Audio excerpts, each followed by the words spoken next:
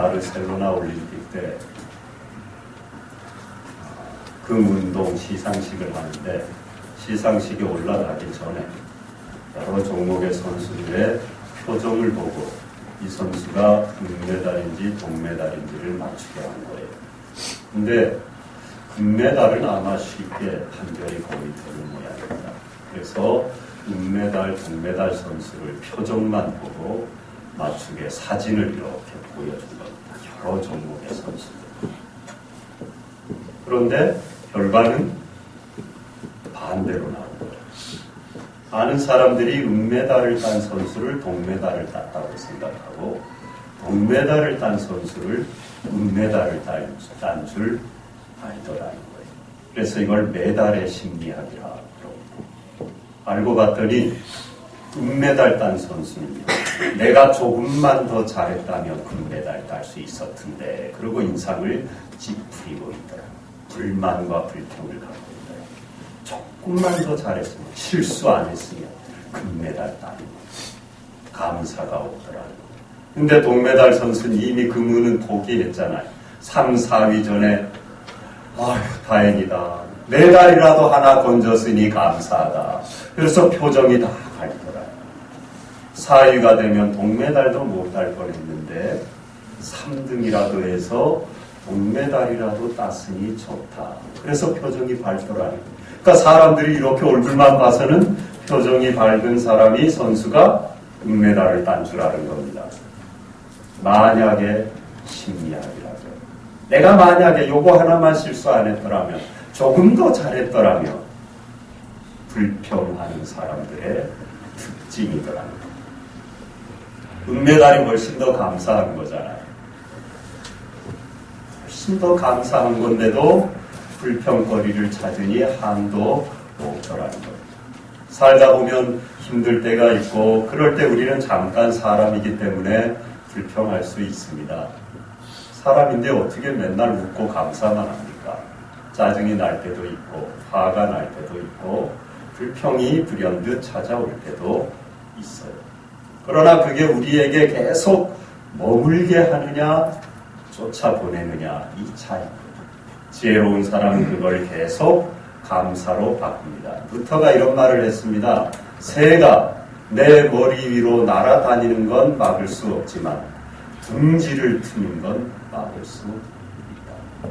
불평거리가 가끔 내 머리 위에 내 생각에 불현듯 찾아오는 건 어떻게 방법이 없지만 계속 불평을 끌어안고 불평과 함께 동거하는 건 내가 막을 수 있다는 것. 불평이 찾아올 때는요 물리쳐야 돼요.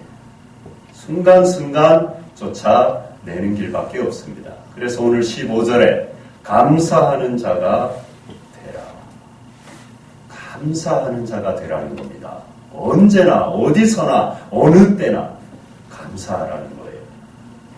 살다 보면 감사할 수 없을 때가 참 많은데 어떻게 그러면 늘 감사하는 사람, 감사하는 자가 될 수 있습니까? 길은 딱 하나입니다. 보이는 것에서 감사의 조건을 찾으면 이렇게 늘 감사하는 감사의 사람이 될 수 없어요. 보이지 않는 것에서 감사의 원천을 찾는 길밖에 없습니다. 보이는 건 영원하지 않습니다. 감사하다가도 곧 불평거리가 되기도 합니다. 어제 감사하던 일이 오늘 불평거리가 될 수도 있어요. 보이는 것에서 감사의 조건을 찾으면 늘 감사할 수가 없습니다. 어렵습니다. 하지만 보이지 않는 것에서 감사의 조건을 찾으면 어려움 중에도 불평을 몰아내고 감사하는 사람이 될 수 있다는 겁니다. 하나님 한 분만 의지하고 보이지 않는 그 하나님을 내 삶의 원천으로 하나님과 함께 동행하며 살아가는 사람입니다. 어디서도 어떤 어려움과 고통 중에도 감사할 수가 있는 겁니다. 바울과 실라가 옥에 갇혔어요. 거기에 하나님이 함께 계시니까 바울과 실라가 감사 찬양하다가 옥문이 열렸습니다. 하나님이 함께 하십니다. 내 인생이 감옥 창살에 갇힌 인생 같아도 하나님이 여기에 함께 하시다.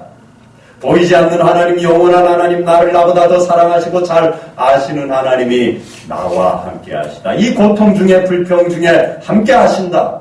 그러면은 감사할 수 있더라는 겁니다. 넬슨 만델라 대통령 다 아시죠? 인종차별 정책 반대 운동하다가 옥살이를 했습니다. 27년을 감옥에서 보냈습니다. 청춘이고 노년이고 다 날아갔습니다. 70살에 석방되었어요. 그리고 남아공의 최초의 흑인 대통령이 되었습니다. 그리고 노벨 평화상도 받았어요. 그런데 이분이 27년을요. 놀라지도 않으셔요. 하루 이틀, 1년, 2년, 10년, 20년도 아닌 27년. 인생이 다 간 겁니다. 70살에 감옥에서 나와봤어요. 근데 너무 건강한 거예요. 표정이 밝고. 밖에 사는 사람들보다 더 날아갈 것 같은 거예요. 너무 신기해서 한 기자가 물었습니다. 비결이 뭔가요? 어떻게 이렇게 건강하신가요? 네, 나는 감옥에서 늘 하나님께 감사했습니다. 하늘을 보고 감사했습니다. 땅을 보고 감사했습니다. 물 마시며 감사했습니다. 음식을 먹으며 감사했습니다. 강제 노동을 하면서도 찬양하며 감사했습니다. 늘 감사했기에 건강을 지킬 수가 있었습니다. 그러더라고요. 감사의 능력입니다. 하나님이 함께하니까 이 넬슨 만델라도 그 감옥살이에 강제 노역을 하면서도 하나님과 함께 동행했더니 여기에 하나님이 계시다. 작은 거 하나를 보면서 들으면서 음식을 먹으면서도 늘 감사했더니 건강한 모습으로 출소하게 되었다. 여러분도 어떤 자리에 감사할 수 없는 자리에 혹여 있을지라도 하나님이 거기에 함께 하시기만 하면 감사할 수 있는 줄로 믿습니다. 하나님을 붙드십시오. 하나님이 여기에 함께 하신다는 걸 기억하십시오. 그리고 16절에 보면요. 마지막 부분에 감사하는 마음으로 하나님을 찬양하라. 마음으로만 감사하지 말고 이 감사하는 마음으로 찬양하라는 거예요. 먼저 창조주 하나님께 감사하며 찬양해야 됩니다. 시편 136편입니다. 여호와께 감사하라. 그는 선하시며 그 인자하심이 영원하미로다. 지혜로 하늘을 지으신 이에게 감사하라. 그 인자하심이 영원하미로다. 땅을 물 위에 펴신 이에게 감사하라. 큰 빛들을 지으신 이에게 감사하라. 해로 낮을 주관하게 하신 이에게 감사하라. 그 인자하심이 영원하니라. 천지 만물을 나를 위해 만드시고 다스리게 하신 세계의 창조주이신 하나님을 감사하며 찬양하라. 여러분 시시때때로 찬양하십시오. 아침에 눈 뜨고 하늘 보고 찬양하세요. 밤에 별을 보고 찬양하세요. 낮에 지나가는 차를 보고 찬양하세요. 강아지 깽깽거리는 거 보고도 찬양하고 감사하십시오.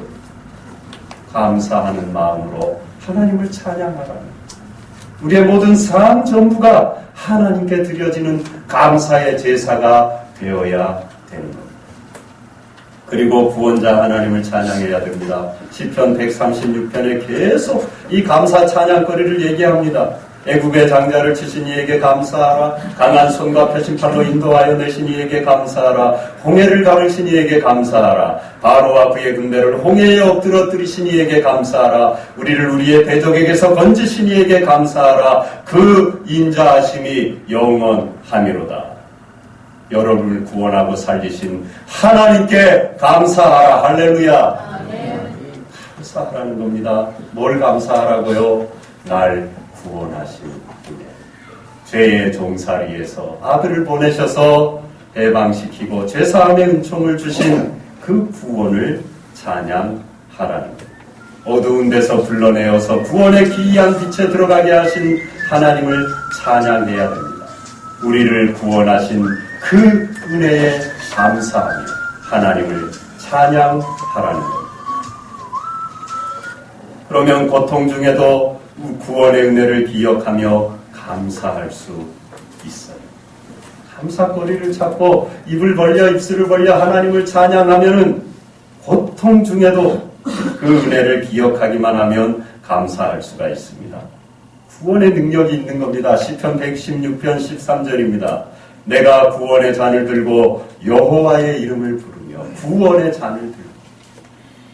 구원의 잔을 들고 하나님께 감사 찬양하라는 거예요. 때로 내 인생의 잔이 좌절로 가득 찼습니까? 불신과 상처로 얼룩졌습니까? 쏟아봐야 다 불평 불만거리밖에 없습니까? 그 잔을 내려놓고 구원의 잔을 들라.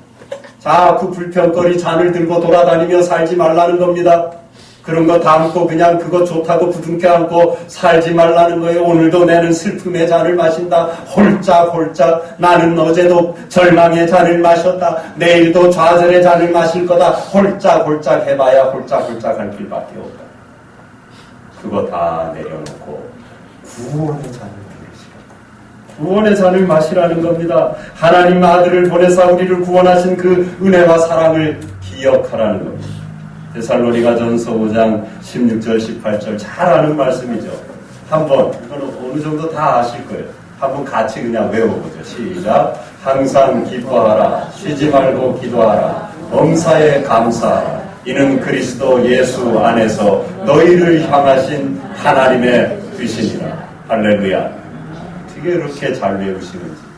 우리 서울 주사랑 교회 성도들이 말씀 잘 외우니 얼마나 감사한지 몰라요. 다음 주에 찬양 예배 때 가족 성경 암송 대회 있는데 많이 참여하셔서 은혜를 나누시면 좋겠습니다. 범사에 감사하라. 이는 하나님의 뜻입니다.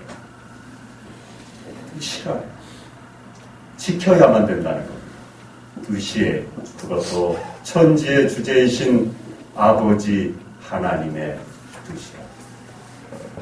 지켜야만 돼. 명령인 겁니다. 범사에 감사하라. 그럼 어떻게 이걸 지킬 수 있습니까? 하나님이 나를 사랑하신다. 아들을 보내기까지 나를 사랑하셔서 구원을 주셨다는 그 하나님의 사랑에 대한 믿음만이 끝까지 감사할 수 있게 하는 겁니다. 하나님의 사랑을 기억하고 구원의 잔을 늘 드세요. 힘들고 어려울 때마다 내 인생의 손에 고독과 방황과 절망과 두려움과 낙심과 같은 잔들이 출렁일 때 화감이 쏟아버리고 날 위하여 죽고 부활하신 주님의 구원을 거기에 채우세요. 주님 감사합니다. 나를 건져주시니 감사합니다. 구원하시니 감사합니다. 아들을 주시기까지 나를 사랑하시니 감사합니다. 구원의 잔을 계속 채우세요. 그러면은 하나님의 뜻, 범사에 감사할 수 있습니다. 마지막으로 17절입니다. 그를 힘입어 하나님 아버지께 감사하라. 감사하라, 감사하라. 먼저 감사하는 사람이 되라. 감사하는 마음으로 하나님을 찬양하라. 그리고 마지막에도 하나님 아버지께 감사하라 그랬는데요. 그를 힘입어. 내 힘으로 안 되니까. 내 힘으로 계속 감사할 때가 너무나 어려우니까요. 그를 힘입으라 그러는 겁니다. 여기서 그는 바로 예수 그리스도예요. 예수님을 힘입을 때 우리가 하나님 아버지께 감사할 수 있다는 것. 삶의 고통과 원망하고 불평할 충분한 이유가 있고 도저히 감사할 수 없는 처지여도 주님으로 말미암아 감사할 수 있다는 것. 예수 그리스도의 힘을 입으면 된다는 겁니다. 스스로 고통당하신 예수님이 나의 주님이라는 사실을 기억하면 그 주님의 구원의 사랑의 은총에 힘입어서 감사할 수 있게 된다는 것. 예수님 안에서 나에게 주어진 모든 환경을 하나님이 허락하신 섭리로 받아들일 수 있기 때문에 십자가 안에서 예수 그리스도 안에서요 내 삶의 모든 것 배타놓고 싶고 불평거리이고 도대체 감사할 수 없는 것도요 주님의 십자가 안에서는 다 하나님의 섭리요 사랑이요 감사거리가 되기 때문에 십자가의 고통을 받아들이신 그 예수님이 나의 주님이니까 내가 그 주님 안에 있으면 그 십자가의 은혜를 기억하기만 하면 불평거리가 감사거리가 되더라는 것. 이민아 목사님 아마 아실 겁니다. 문화부 장관을 지낸 이혜령 교수의 딸이죠.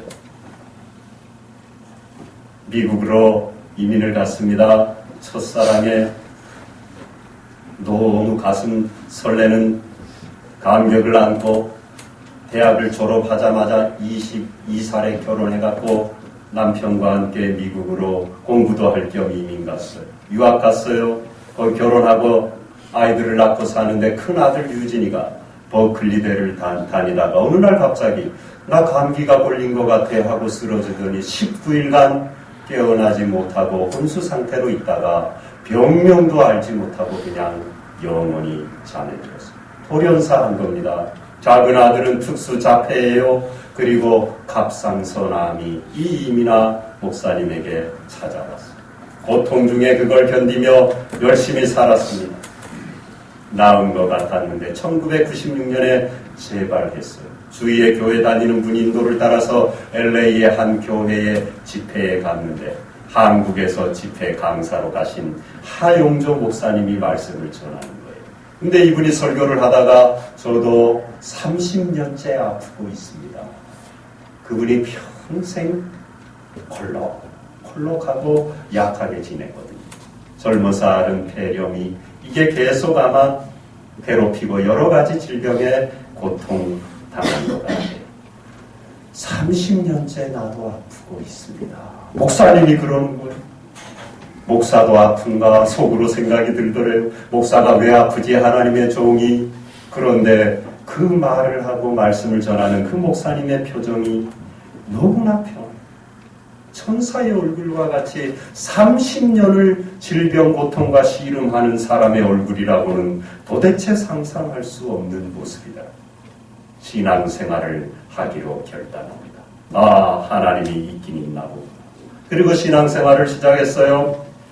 영문학을 전공했는데 적성에 맞지 않아서 법률 공부를 해서 미국의 검사가 되었습니다. 변호사가 되었습니다.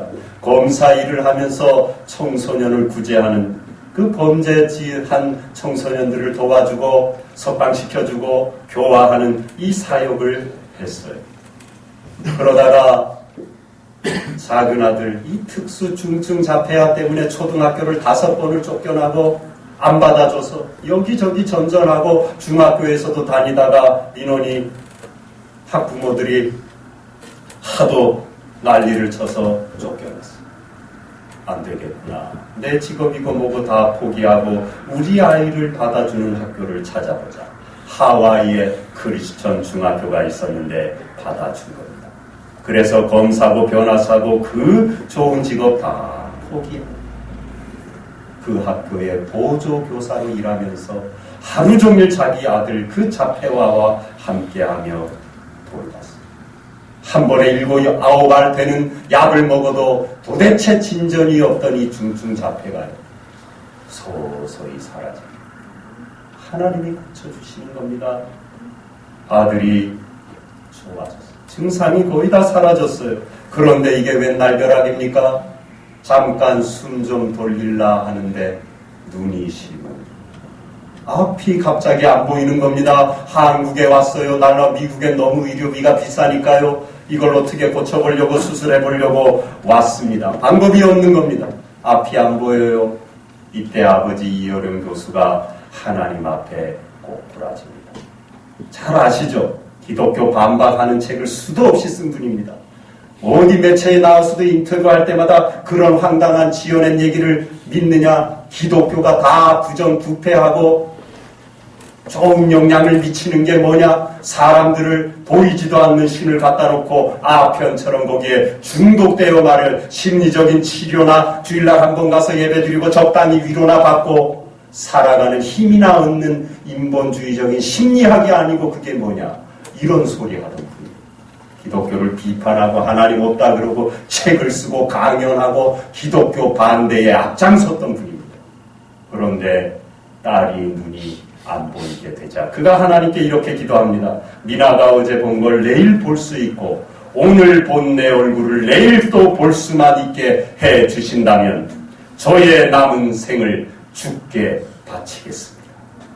기도했어요. 7개월 만에 망막박리 증세가 사라지고 이 이민아 목사 두 눈이 다시 회복되었어요.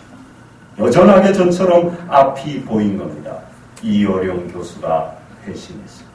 그리고 2007년에 하용조 목사님에게 세례를 받았어요. 크리스찬이 됩니다.